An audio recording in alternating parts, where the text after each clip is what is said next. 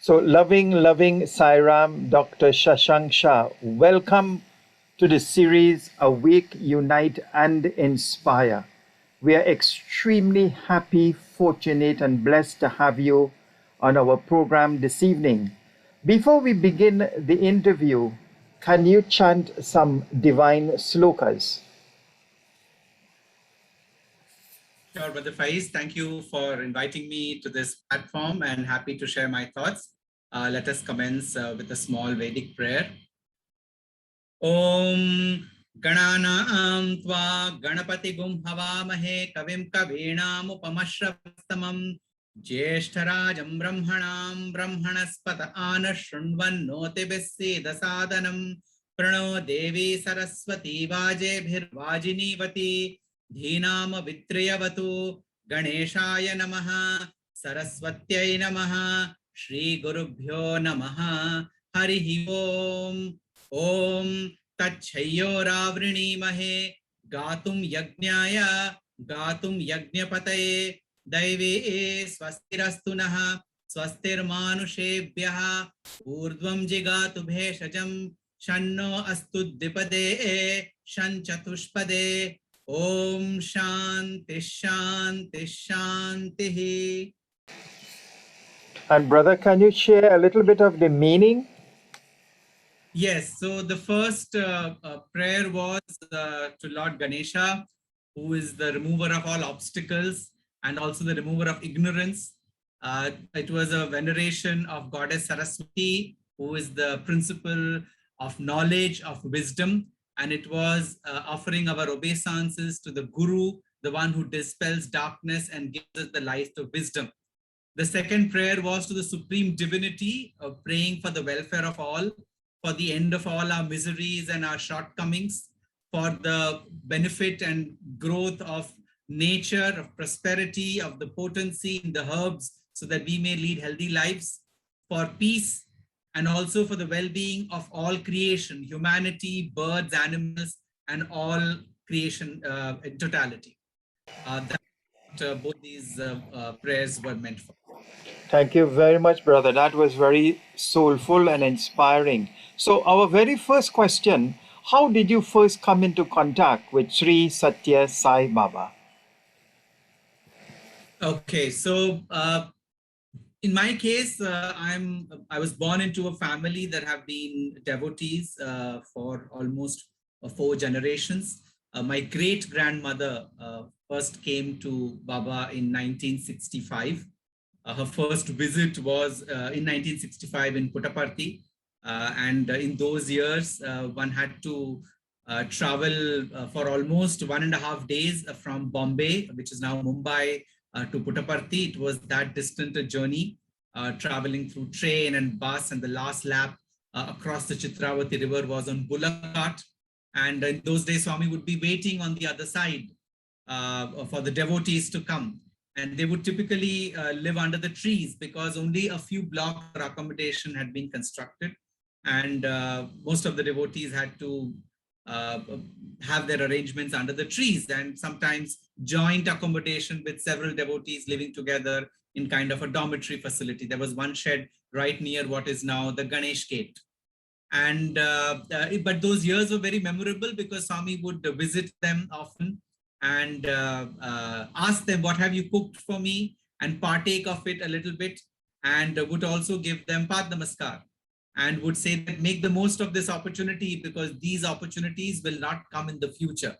A little did the devotees then know that in the decades ahead, multitudes would flow into this small hamlet, which would eventually become a kind of a spiritual headquarters for all of India and the world, because it gave the message of the unity of all religions and emphasized on the underlying principle of oneness.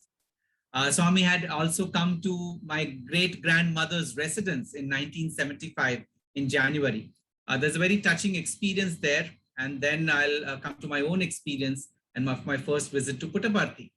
So this was in January 1975, and my grandmother had been suffering from cancer for a couple of years, and she wasn't able to go to Puttaparthi. And even when Swami would come to Mumbai to Dharmakshetra, she wasn't able to visit there. Dharmakshetra is the headquarters of Swami's organization in Mumbai. So in that particular year, when he visited the very first week of January 1975, Swami asked one of the senior devotees, how is Mrs. Shah? Her name was Kanta Gauri Shah. So they said she's how she was in terms of her health, quite bedridden. So Swami said, tell her I will visit her this evening. And so the message was sent to our home, and this was way before I was born. And they said Swami will come in the evening. And Swami has said, please don't make any arrangements. He will not accept anything in terms of fruit or anything. He will just see her and leave. And true to his word, Swami came that evening, interacted briefly with the family members, went straight inside my grandmother's room, where my great-grandmother's room, where my great-grandfather and a couple of other family members were present. She was sleeping on her bed, and there was a chair for Swami, and Swami sat on that chair. And then Swami said, what do you want? So she said, Swami, I know this disease is an outcome of my own karmas. So I pray to you for your grace so that I can go through it with equanimity. So Swami put his hand on her head and he said, definitely, so it be.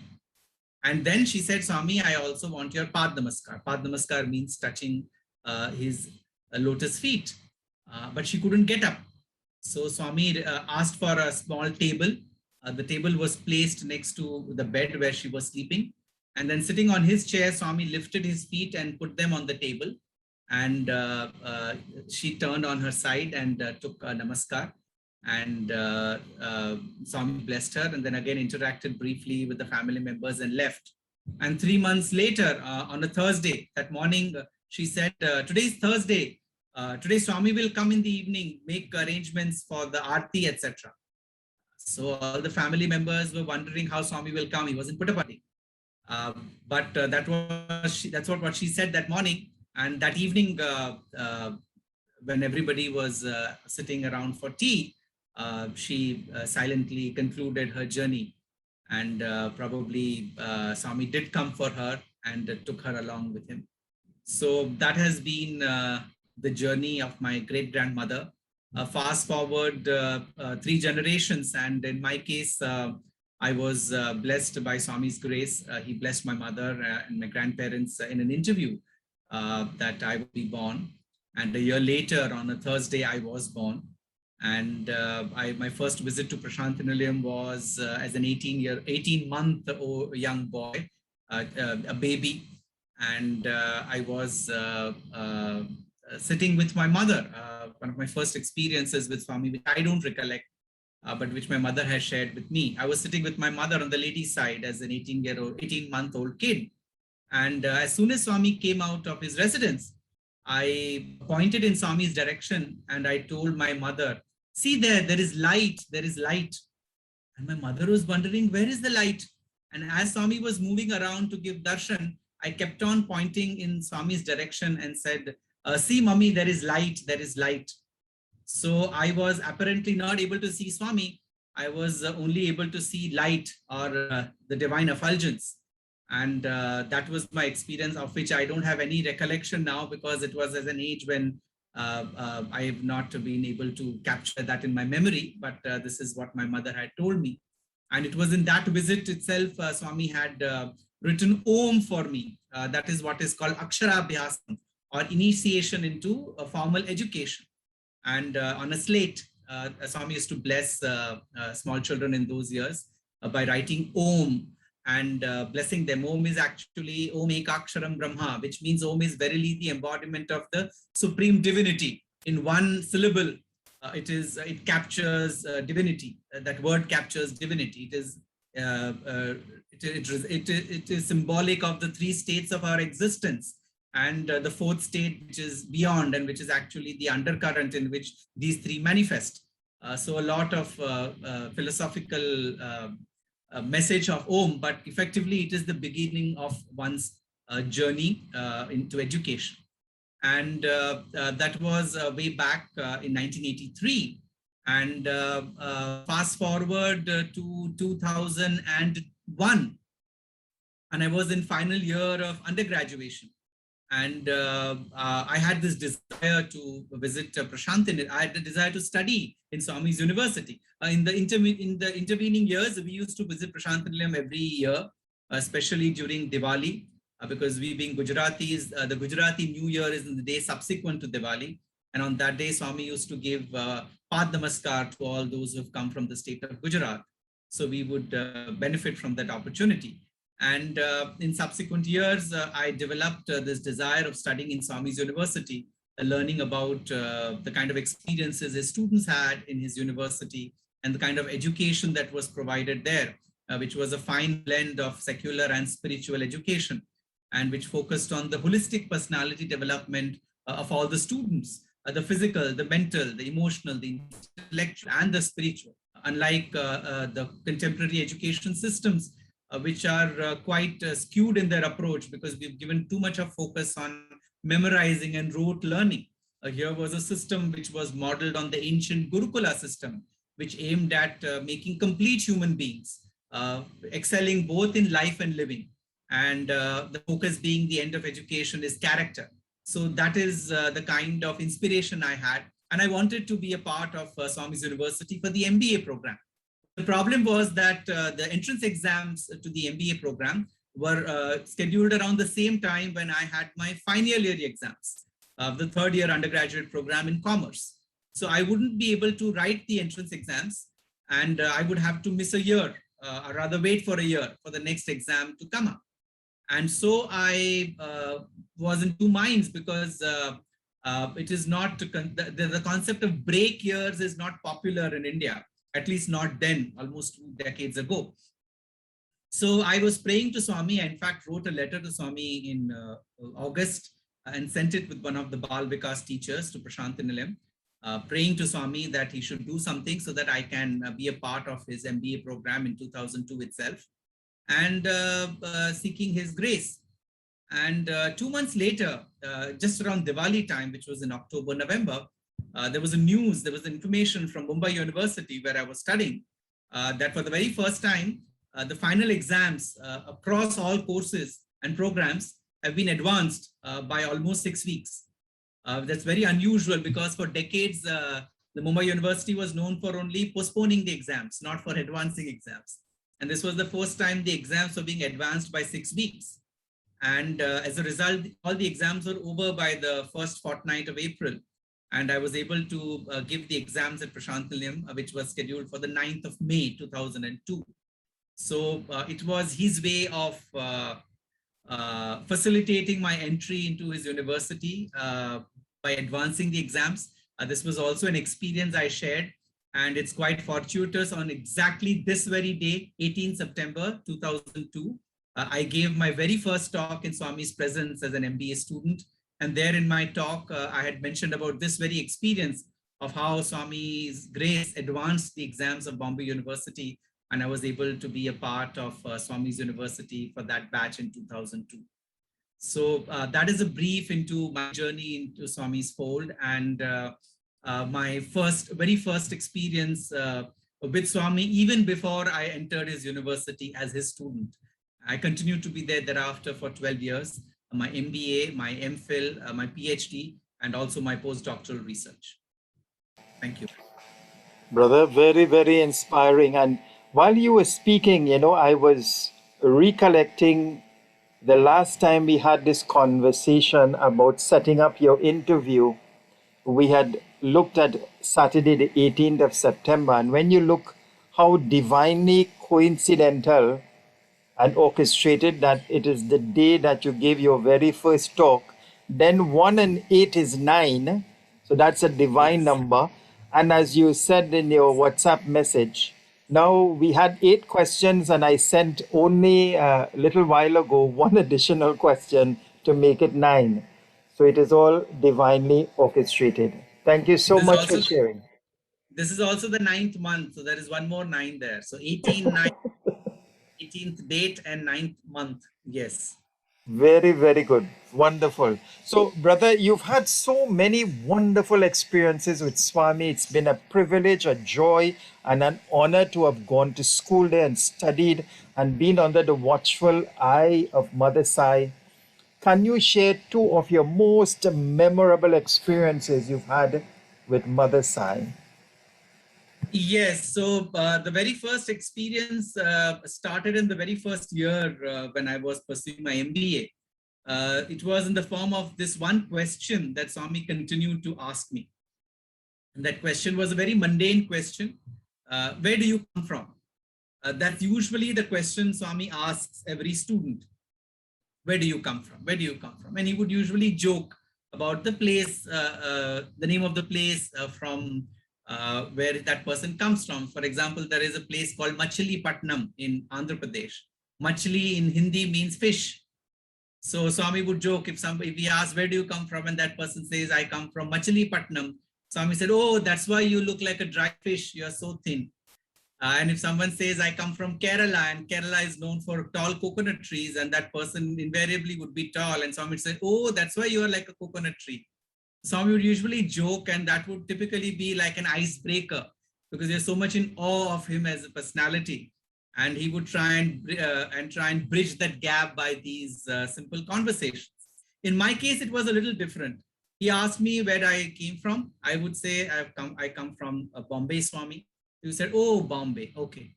And then it continued that way for the entire first year of my MBA program. Where do you come from? Bombay, Bombay, Bombay.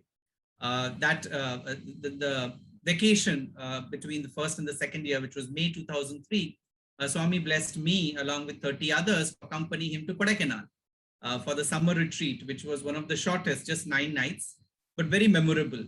And the Kodai trip is like a dream come true for every Sai student, because there we get to learn from Swami, staying with him in his own residence, eating with him 4 times a day, 4 sessions with him where he would share some of the most insightful messages for life and living, and being under his watchful eye so that we know how he lives in his day-to-day life, because we're usually exposed to only his public image and his public life, which is in full public view.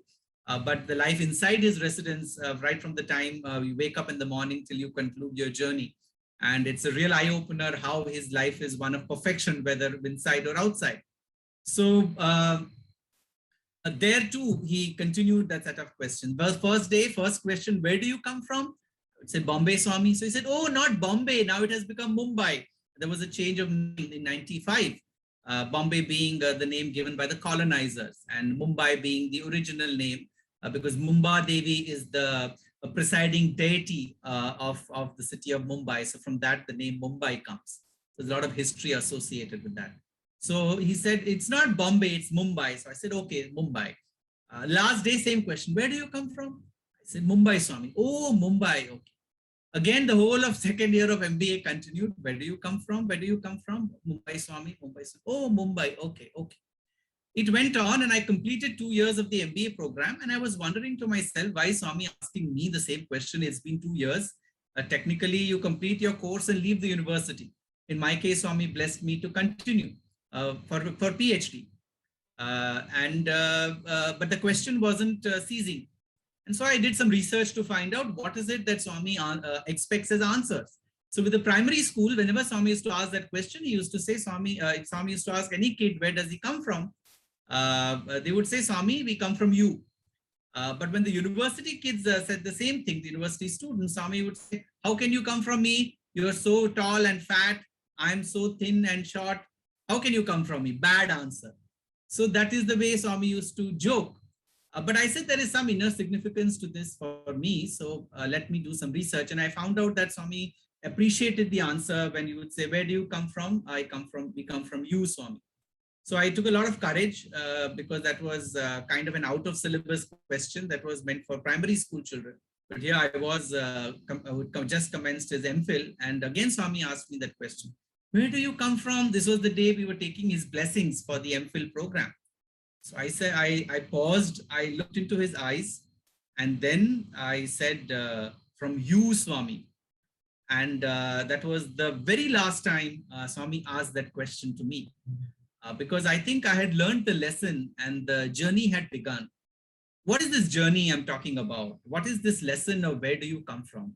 During my 2 years of the MBA, in one of the discourses, I believe it was Shivaratri 2004, Swami said that on an envelope, when you are sending an envelope, there is typically a from address and a to address. The from address gives the source of where the envelope is coming from, and the to address gives the destination where that particular envelope is heading. If there is no from address and only to address, the envelope will reach its destination. If there is no to address and only from address, the envelope will go back to where it has come from. But if there are neither from nor to address, then such letters, such envelopes end up in the dead letter box. And then Swami pointed to all the students and said, you are all like envelopes in the dead letter box. And then all the students were puzzled why Swami is saying that. Swami said, then you all do not have a to address nor a from address. You do not know where you have come from. You do not know where you are heading. What is the use of a journey which does not have a source and the destination? You must know where you came from. You came from God. You are verily the children of immortality. And hence, where will you go back to? You will go back to where you have come from, back to divinity, because that is your divine destiny. So you must know where you have come from, because that is the first step in your spiritual journey. So in my experience with Swami in the very first 2 years, he clarified this bit and commenced the journey with the awareness that we have all come from divinity. And just like the railway carriage, which has on it mentioned the date of manufacture and also the date of expiry, we all have a date of manufacture and a date of expiry. And the date of expiry, the engine goes back to the yard in which it was made for getting dismantled. Just like huge ships are dismantled after that purpose is over. Similarly, after our life's purpose is over, we are back to divinity for the next course of action as he deems fit or as his laws deem fit. So this realization of we come from divinity was imparted by Swami in the first 2 years. Another experience, as you asked for. So this is another very interesting experience. This was, so one is about the source and the other is about the journey. This experience is about the journey towards divinity. This was the final month or two of our MBA program.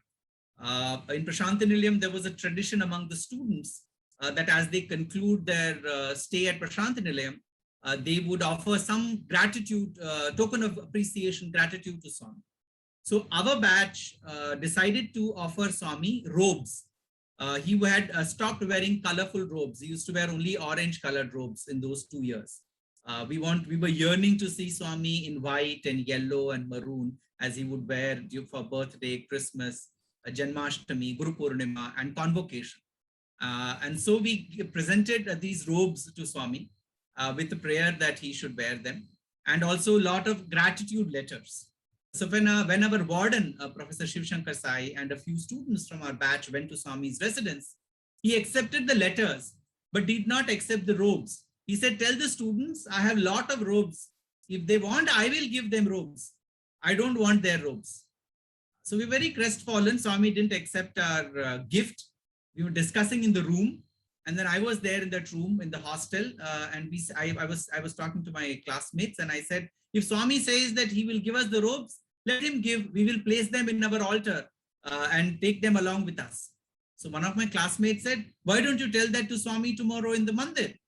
I said, what is the need for telling Swami? Here is Swami. I showed Swami's picture in the room. Every room in the hostel has Swami's picture. I said, here is Swami's picture. I'm telling Swami, Swami, please give us robes so we can present them to our parents as your blessing. And the dinner bell rang. There's a bell system for every session. So the bell rang and we all went for dinner. Next day morning, Swami was going to the hospital, but he stopped near the hostel, called for the warden and said, ask all the boys to come to Mandir in time today. He didn't give the reason. So divine command, we were all in Mandir on time, before time. About 2,000 of us, university and school. And when we went to the Mandir, we saw that the entire portico was full of piles of robes. And Swami was standing in the middle, smiling. And as we went and sat, Swami commenced the distribution of the robes. Professor Anil Kumar and several senior professors were asked by Swami to distribute the robes to the students. And this went on for about an hour or so. And after the robe distribution was over, I was sitting in the 9th or 10th row. And with folded hands, I was looking at Swami in gratitude. And from where Swami was sitting, he looked at me and then nodded his head. And I nodded my head in an act of acknowledgement and gratitude. We went back to the hostel that evening. And the conversation was that what we spoke in the room and what we prayed in the room to the photo, Swami listened to it in the Mandir. And the very next day distributed the robes to thousands of us. Then one of my classmates said, this is a fantastic experience. Why don't you share this the next time you get an opportunity to speak in Swami's presence? I said, yes, definitely I will. And that opportunity came about a month later. It was 8th of April, 2004. We were all in Vrindavan. And that particular day, I arrived late for bhajan, just in time before Swami came and took his chair and sat on his chair on the stage. I managed to sit in the very last row of the students' block and perspiring, panting. And Swami was looking at me. And a couple of times he looked at me and I was happy. But then he kept on looking at me several times. And that kind of made me think, because if Swami is looking at students very frequently, devotees would typically be happy that Swami is looking at them. Students would typically be concerned that probably they have not lived up to Swami's expectations, or they have committed some mistake about which he's giving them a stern look or a very conscious look, forcing them to reflect. So my mind was running back and thinking what all mistakes I did make in the previous days or weeks. And the bhajans concluded, Aarti was over. And then Swami would usually give Trai sessions. Trai sessions is an opportunity for students to be with Swami in his residence in Vrindavan, in Bangalore. And in the evening, Swami would sit on the jula and talk to the students about spiritual themes. They would sing bhajans and some students would get opportunities to talk and so on and so forth. So we were waiting, and that day, the line in which I was sitting got the first token. So it was by token system. Sometimes it was class-wise. So it was token system that day. So I landed up in the very 4th row close to Swami's jula. And imagine, I was already worried that Swami is probably unhappy with me. And now I'm so close to Swami that I may get a sound thrashing. So my heartbeat, the speed increased. And hence, I was just looking down, hoping for the best. And Swami came and sat on the jula, and he exchanged some pleasantries with some of the students. And then he looked at me. I was also holding a letter in my hand. The previous week was my birthday. So I was holding a letter, and Swami called me, and he took the letter. He opened the letter and read. And I'd written there, today is my birthday. It was written a week earlier. I hadn't got the opportunity to give the letter to Swami. So Swami said, oh, today is your birthday. I said, no, Swami, not today. It was last week. He said, okay, share your thoughts with your friends. They are all sitting here. So he said, go and talk. So I spoke in Swami's presence. And it occurred to me that my classmates had said that when you get an opportunity, you should share that experience. So I narrated several experiences. And finally, I concluded with this experience of the robe, which we had in the previous month, saying that Swami is always listening to us, whether it is in his divine presence, whether it is in his omnipresence. There is no difference between the picture and the physical Swami, because it is the feelings, the intensity of a prayer that matters, and not the place where it is made. I concluded that and then said how we all were lucky to get robes from Swami. And then I sat down, and the moment I sat down, Swami said, I knew this boy will talk about the robes, That's why even before coming down for darshan, I have asked Satyajit to arrange all the robes. So Swami then sent two teachers. One was Dr. Ravi Kumar, who is currently the warden of the Brindavan campus. He went up, and when he went there, he saw that there were already robes piled up outside Swami's room. He had instructed Brother Satyajit, who was then assisting Swami, to keep them ready. So basically, Swami had already decided that he is going to give robes to the Brindavan students that day, because the Prashantanilayam students had received the robes. But he gave me the opportunity to be the instrument in doing, in talking about the robes. So a context is set in for the distribution of the robes, and there is some element of suspense, some element of joy and of satisfaction and whatever the kind of rasas or the flavors of life. So what is the message here? He had already willed it before he came down for darshan that he wants to distribute the robes. I thought that I came late for bhajans. I thought that I landed up in the last row. I thought that Swami is looking at me because I have committed some mistake and Swami wants me to reflect on that. I thought that by coincidence, my line came first. I thought that I landed up in the fourth row. I thought that I wrote the letter and so Swami called me. I thought that I remembered that I have to talk about the robe. I thought I finally managed to talk about the robe. No, he had already willed that all this will happen. I was only an instrument in the process who had an opportunity to be the instrument. So this entire journey of this creation and divinity, who is the divine director of this creation, is that we have to be instruments. In the Bhagavad Gita, Krishna tells Arjuna in the 11th chapter, Nimitta matram bhava sabyasachi, O ambidextrous Arjuna, you be my instrument. I am using you to accomplish the task for which this entire battlefield has been staged. You are not the doer, I am the doer. Be the instrument and act with that conviction. And then in the last chapter, but it doesn't end there. The Gita doesn't end there. Where does the Gita end? In the 18th chapter, the 73rd verse. Finally, when Arjuna tells Krishna, Karishye vachanam tava, I will do your bidding. I will fulfill your command. That is when Krishna concludes the Gita, holds the reins of the chariot of Arjuna, and the war begins. Our journey in this world, or our journey to divinity, will begin the day we say, I will do your bidding. Karishye vachanam tava. Till then, this entire dialogue, this entire conversation between Krishna and Arjuna on the battlefield and the background of the battlefield is to communicate to us that till the devotee tells God that I will do your bidding as your humble instrument, and you are the very source through which I am functioning, until then, the true spiritual journey will not begin.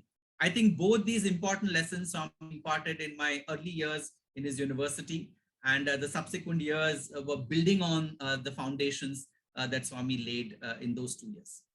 I conclude this question with these two examples. Thank you very, very much, brother. That was so very inspiring and thought-provoking. So many life lessons learned at his divine lotus feet. So, brother, what does Sai Baba mean to you today? Yes. This is a very difficult question because the kind of relationship that we share with Swami. In fact, in the Aarti, we all sing Mata Pita Guru Daivamu. You are mother, you are father, you are God, you are divinity for us. So he embodies all of those relationships because we have lived all those relationships with him, and we are able to relate to him as his child, as his disciple, as his very embodiment, because he used to address us as embodiments of divinity. So we are verily his embodiments. And beyond that, I'm reminded of, so that is about our relationship with him. But about who he is, we very usually say Swami is God, Swami is divine. I am reminded of an experience, and because Brother Faiz had suggested that I should share experiences wherever possible. This was again in Kodaikanal. One Swami asked everybody in Kodaikanal in that trip, 2005. Swami said, "Who am I?" So all the students started giving answers. Swami, you are divine. Swami said, "Kadu, Kadu, no, I'm not." Then he said, "Swami, I'm your avatar." He said, "No, no." Then someone said, "Swami, you are Shiva Shakti Swarupa. You are embodiment of Shiva and Shakti." And Swami said, "That I definitely am not." And then, so it went on like that. Finally, when nobody could answer the question to his satisfaction, Swami said, "I am I. That is what I truly am. I am I." What is the meaning of that? When Moses had asked the Lord about his name, what is the answer that the Lord gave Moses? Have we ever analyzed that? The Lord told Moses, "I am that I am." That is the name the Lord gave to Moses millennia ago. That was the same name Swami gave himself, or his identity he revealed as "I am I," or "I am that I am." He cannot be described. The Vedas say "Yatho vacho nivartante aprapya manasa saha." Divinity is beyond words. It cannot be, it cannot be. If we end up saying he, it cannot be explained in words. Manasa saha. It cannot even be comprehended by the mind. Both language and comprehension become futile before explaining what divinity is. Divinity is truly an experience. So for me, I would say Swami is truly a presence, a living presence at all times. In fact, the most outstanding aspect of Swami was not his miracles, because he himself trivialized them. He said the value of miracles in my mission is that of a mosquito on the back of an elephant. They are only my visiting cards. I introduce you to my divinity, those miracles, and the job is over. With respect to his service projects, he said this was to fulfill the word he gave to Mother Ishwaramma. With respect to his relationships with those in whose family he was born, and his friends and his playmates, he gave them up when he said that the golden collar pin was lost on his way to school. So all the things that we associate with him, his physical associations, his miracles, his social service projects, he trivialized all of them. What is he? Swami said, if there is any way you can describe me, it is love. Love walking on 2 feet, as one Westerner explained, described Swami. And I'd like to quote the experience of Dr. Frank Baranowski of how he saw the aura of Swami through the Kirlian camera way back in the 1970s, when he had come as an investigative researcher to Vrindavan. And the aura of Swami, which was pink in color, was beyond any other aura that Frank Baranowski had ever researched. Royalty, heads of state, heads of the church, famous personalities. He had interviewed and analyzed the aura of all of them. But the aura that he saw around Swami was not of any other human aura he had ever seen, because it spread far into the horizon and it was pink in color. And whenever he walked in the middle of his devotees, his aura of pink engulfed those devotees, diluted their aura, and transmuted that into a pink aura, which means he was sharing and giving his love to them and making them absorb that love.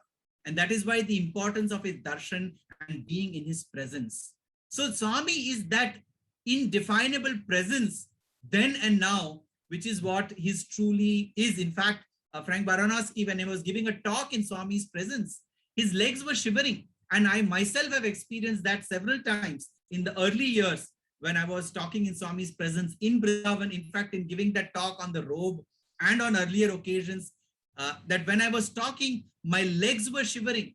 Now, it wasn't that I feared public speaking, because right from my school days, I've been a public speaker. But the legs were uncontrollably shivering. And Frank Baranowski mentioned while he was talking that, you see, my legs are shivering. It is not because I have any fear of public speaking. It is because the power of love that is emanating from this principle sitting in our midst, this body is unable to bear that. It is not used to this much of unselfish, selfless love.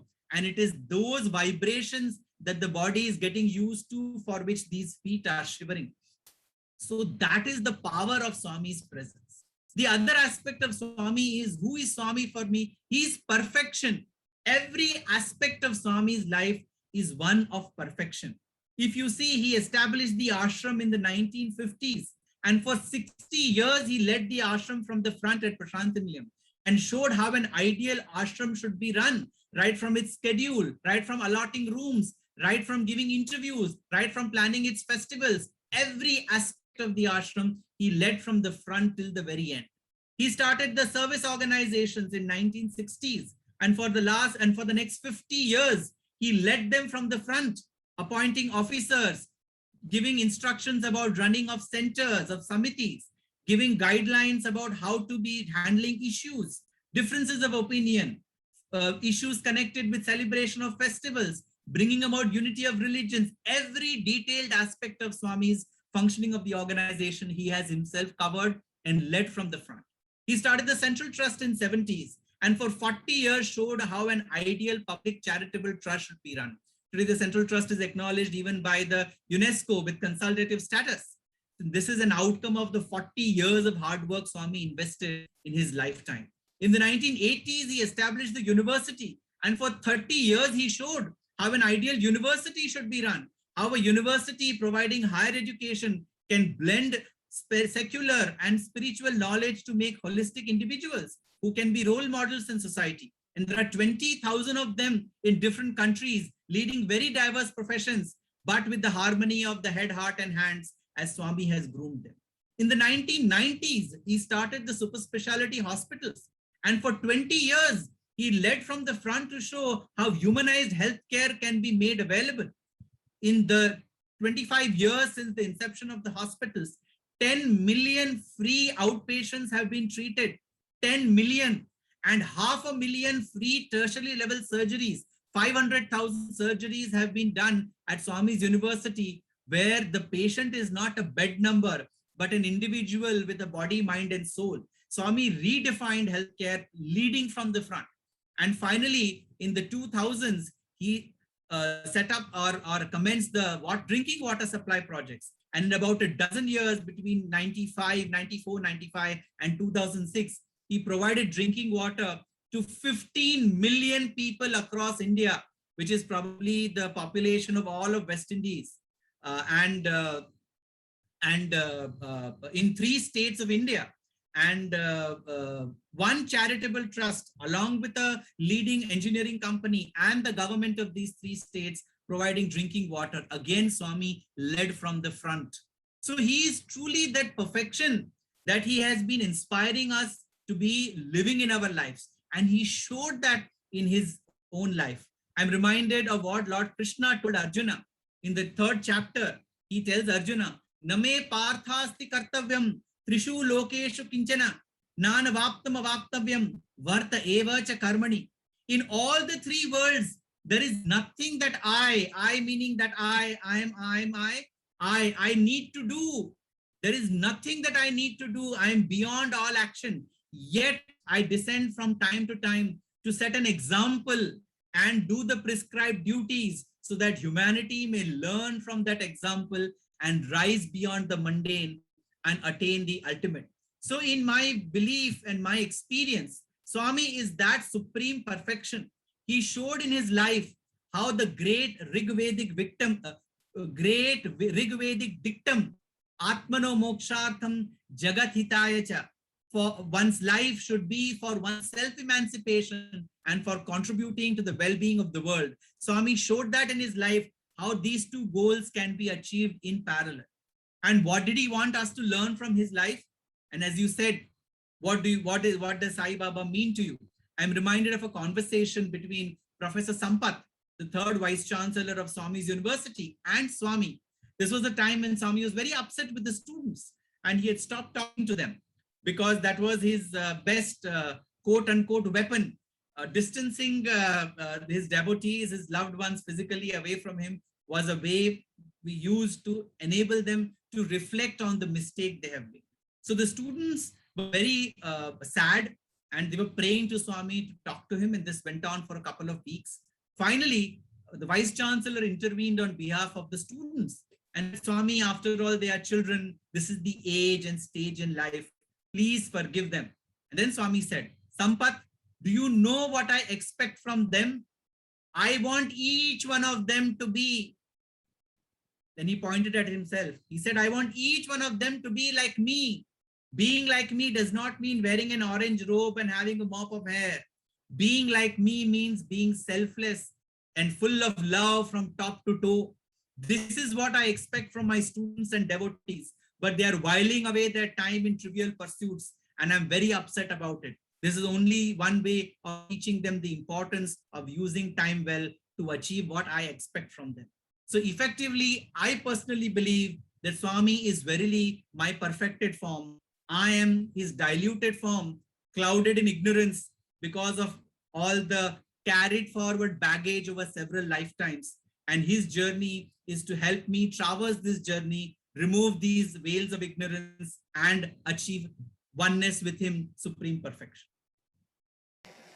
Brother, thank you so much for sharing that wonderful explanation and also taking from the teachings of Swami and why he has really come. And as you so rightly said, he himself has said, many of you come to ask of me petty tinsel and trash. Very few of you have come to ask of me what I have come to give, which is liberation.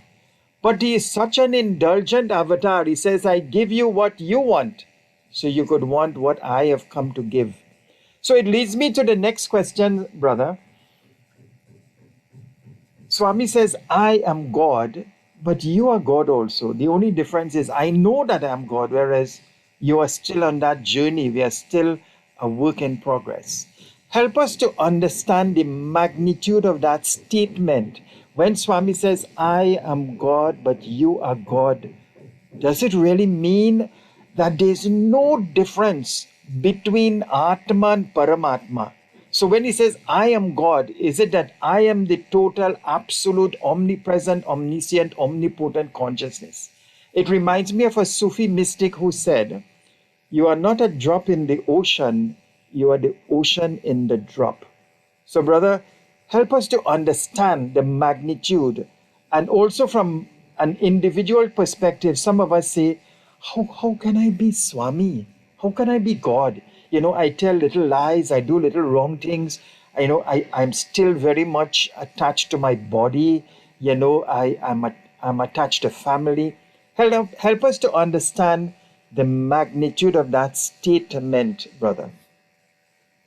Yes, so I think it's very important to understand what that I means.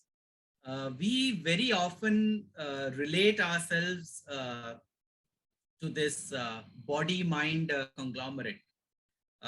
Swami always used to say, you are not one, but three. The one you think you are, the body.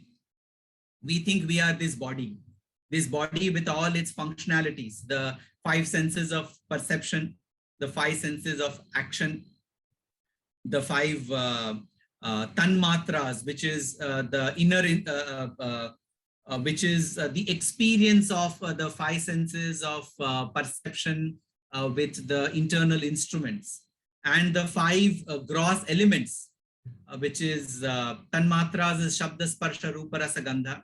The five elements are earth, water, fire, air, and ether. We usually consider that this body, which is made up of these 20, is what we truly are. As Swami said, you think, the one you think you are, the body. And then Swami said, the one others think you are, the mind. We think, others think, and we also relate to that we are the mind. Now, what is the mind? The mind actually is a combination of four functions. They are called antahkaranas, the inner instruments. These are bahya karanas, the external instruments, the 20 that I mentioned. The antarkaranas are the four. What is that? Manas, which is the mind. Buddhi, which is the intellect or the discriminative or the discerning faculty. Chitta, which is the memory, the subconscious mind. And ahankara, which is ego or sense of body identification.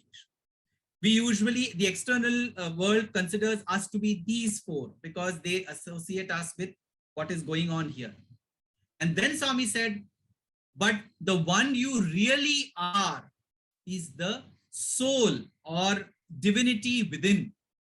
Now, if we analyze these three at the outermost level, we have the concept of the five sheaths, the pancha koshas: Annamaya, Pranamaya, Manomaya, Vijnanamaya, Anandamaya kosha.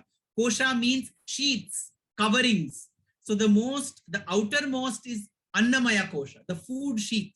This entire body is made of the food sheath. We are what we eat. And that's why the emphasis on vegetarianism, because what we eat from the plant kingdom is what will be more sattvic or noble. When we kill a life and consume that, the violence and negativity of that is what becomes of this form. So the Annamaya kosha is the external food sheath. Then Pranamaya kosha, the breath sheath. The breath that we take is what the life principle is. The five types of breath: prana, apana, vyana, udana, samana. The one in breathing, the one out breathing, the one which helps in digestion, the one which is all over the body, and the one on which the soul exits. These are the five kind of life breaths. Then manomaya, or the mind sheath. Then vijnanamaya, the intellect sheath. And the anandamaya, which is the bliss sheath, the one where the bliss is experienced because of all the external interactions of the body and mind. But what is it that powers all these sheaths? What is the electric current that makes all these inert elements powered? That is the soul, which we really are. And that is the soul which is encased in all these five sheaths. That is the soul which is the electric current which powers all these five sheaths and enables them to function. The fundamental mistake we make is to identify ourselves with all these external sheaths and forget the fact that these sheaths are inert. They have no value of its own. If they had value, why would a dead man who has all these instruments not function at all? Because the soul has left the body, and hence the dead man, despite having all these instruments, is unable to function. It is the soul which gives the life force to enable all these five sheaths to function and this human body mind complex to operate. And that soul is what we truly are. And as Swami had said time and again, and as Advaita Vedanta says, Brahma Satya Jagat Mithya Jivo Brahmaiva Naparaha. There is no difference between that individual soul and the supreme soul. That alone is the truth. All these external things are false. False means relatively unreal. The wording for that in Vedanta is Sad Asadbhyam Anirvachaniyam. It is truth but relative. It is untruth in absolute terms, and it is inexplicable because we are considering ourselves to be relative when we are actually absolute. And hence this sense of Maya or ignorance comes in. And it is this Maya or ignorance that prevents us from realizing that we are verily divinity. And that is why the entire effort of Swami was to continuously enable us to realize that we are not body, we are not mind, we are the soul. And that soul is not different from the supreme soul. Because as you quoted the Sufi saint, Vedanta says that you are verily the waves of the ocean. While the waves are millions and billions, the ocean is one. We are all millions and billions of individual souls, but those are actually waves in the ocean of divinity. And hence the supreme divine principle, which is Satchit Ananda, being, awareness and bliss, which is Satyam, Jnanam and Anantam, truth, wisdom and infinity. We truly are a speck of these supreme principles of divinity. And that is why Swami would say, lights are many, bulbs are many, but the current lighting all of them is one. The bodies here are 8 billion, but there is one current, the current of the soul that lights up all these bodies. And that is the divine current. That is what we are. That is what Swami is. And hence we are not different from him. This is also mentioned in the Bhagavad Gita, where Lord Krishna says, Mamaivamsho Jiva Loke Jiva Bhuta Sanatana. It is a part of my eternal being which is present in all creation. That is what we are as the soul, which is a part of that eternal being. And the Narayan Suktam describes that this is present as the blue shining light between the 9th and 12th vertebrae. And it is that blue shining light which is what we truly are. And it is that light which shines up all these inert elements which we consider truly as reality. The problem is our approach to life is very external focused. The whole objective of spirituality is to change this 180 degrees and enable us to look within so that we can identify our true identity, which is the soul, which is one with him. That is why Swami said that I am God and so you are. You are not aware of your true divinity. This is what that true divinity is all about. Thank you very much, brother. You have put it so simply that even a child can understand. Very, very wonderful. Thank you for that wonderful explanation. I want to jump forward to one of the other questions that we have. And sometimes in life, we see the hand of Swami in all that we do. We look back on our lives over the last 10, 15, 20 years, and we sort of connect the dots. This was Swami's intervening here. Swami's guidance brought me to this point. And then things happen where you are not able to even explain what has happened. And it leads us to the next question that Swami says, love my uncertainty. Sometimes we cannot gauge or fathom even the physical words that he says. We interpret it according to our level of understanding, but from his perspective, it means so much more. Can you share a little bit on this particular statement of Swami, love my uncertainty? Yes, so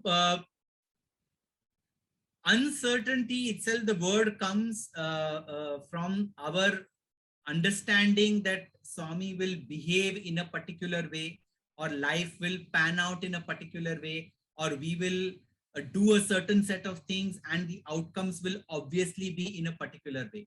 This is a misnomer, because in the Bhagavad Gita also it is said, Karmanyeva adhikaraste ma phaleshu kadachana. You have only right over action. You do not have right over results, because the results are not a direct outcome of your actions. They are outcome of several factors.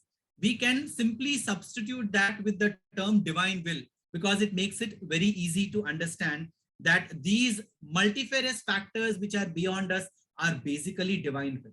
Now I'll go back to the year 1947 when Swami had written a letter to his brother.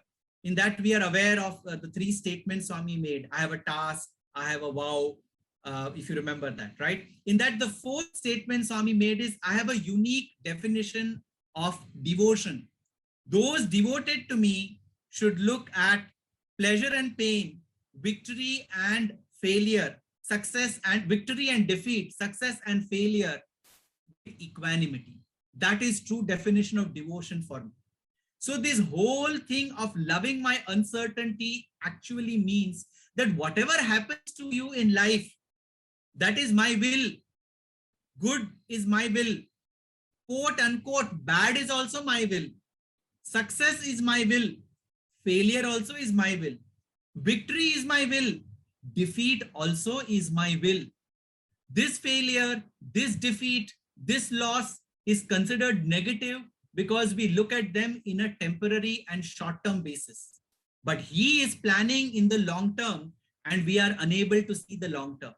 There's a very beautiful example to understand this. When we are watching a march past, for example, the Independence Day celebrations in many countries, there is march past happening. The one who is sitting in the very first line is able to see only the first contingent passing in front of him. The one who is sitting in the highest line in the stadium is able to see probably 2 or 3 contingents. The one that is going in front, the one that has already gone, and the one that is coming. The one who is shooting the event from the top of a skyscraper is able to see the entire contingent of 25 marching squads, when started, when it will end, how much difference is there, is anybody making a mistake, etc. That is truly how all of this functions. We know only the present. The one sitting in the first row and seeing just the current contingent is probably us. The wise, the evolved are probably the ones sitting in the tallest seat of the stadium, and they can probably see three contingents. God, who is running this entire creation, is like the one sitting on top of the skyscraper, and he's seeing our evolution from the time it began till the time it ends. So he knows what is the cause of what is the effect of what, and he's planning from a macro purpose for each of our lives. We are unable to perceive it because we have entered this movie show in the middle. He has seen the movie show from the beginning and will see to it till the very end. We look at these movie shows in the middle and hence have some notions about the story not being exactly how it should be, the director making the mistake, or probably the actors not doing the job well. So loving my uncertainty basically is accepting this fact that whatever happens is good for us. Whatever happens is an outcome of our own actions. In 1999, on the 9th of April, while Swami gave a discourse in Trai Vrindavan, Swami said, God is like a postman. Why did he say that? How many of us praise the postman for the good news in our post? We don't. We got it. The postman is only delivering it. How many of us blame the postman when there is a bad news? He just delivered. He's not responsible. Probably it is our mistake and the bad news has come to us. Swami said, God is like the postman. He delivers your letter or karma to you. You can't blame him for its contents. You have got what you are destined to. And then Swami gives a caveat. I'm quoting from what he said. He said, but unlike the worldly postman, God can change the contents of the letter through sincere prayer and sadhana. What is that prayer and sadhana? And for this, we have to refer to that definition of 1947. True prayer and true sadhana, Swami has said, in another occasion in Trai Vrindavan, Swami said, you know what is best for me. You know what is best for everyone. Let thy will prevail. This is the best prayer. Because essentially, whatever happens is God's will. In fact, this entire law of karma also, which we fear, which we consider as negative, which we think is punitive, is not. It is a corrective law, most benevolent law. It is put into place by divinity, and it is actually he running this entire show to the law of karma. And he interferes where he thinks is the right time for our own spiritual well-being. Swami had once said, all the prayers that you make for worldly things don't reach me. There are several principles and positions that have been created by divinity, and each of them takes care of those different aspects of creation and its functioning. There are only three areas in which I accept direct prayers. What are those three areas? Selfless love, selfless service, and selfless sadhana. If you have any prayers in these three areas, these three directly come under my jurisdiction. If we look at it with a little bit of a micro lens, we'll realize Swami is talking about the path of action, the path of devotion, and the path of knowledge, karma, bhakti, and jnana. On these three paths, he is the direct guide and guardian. For anything else, he's left it to the law of karma, and he will, because that is his own doing, his own will, and it will fructify. And that is what he said, love my uncertainty. If it is happening this way, you didn't expect it, this is also good for you. If it is happening another way, very positive, which you didn't expect, even that is good for you. Whatever happens is good for you. This is the best mantra for every spiritual seeker. Thank you. So, Dr. Shashank Shah, we express gratitude and appreciation to you for taking the time to share your personal journey, your thoughts and perspective based on the teachings and understanding that have come from within. It has been quite an elevating, illuminating, thought-provoking interview. And I am sure that viewers that are going to look at this will be inspired, and not only inspired, I think they will be provoked into action. So, as we bring this divine interview to an end, can you chant one or two more slokas? And let's have a fitting end to this wonderful and divine interview. I don't know if you sing bhajans and would like to render one or two, but if not, if we can do one or two slokas and bring this Yes. interview to an end. Yes. So before that, I'll just also like to bring to your listeners and viewers' attention. There are several aspects of spirituality that I cover based on Swami's message and the insights from world scriptures in a series called Spiritual Reflections. And it's a channel on YouTube where they are posted as short 5 to 7 minute videos, which are based on talks I have given in several parts of the world. So feel free to watch them, share them. I think they'll be really value adding in your spiritual journey. I'll conclude.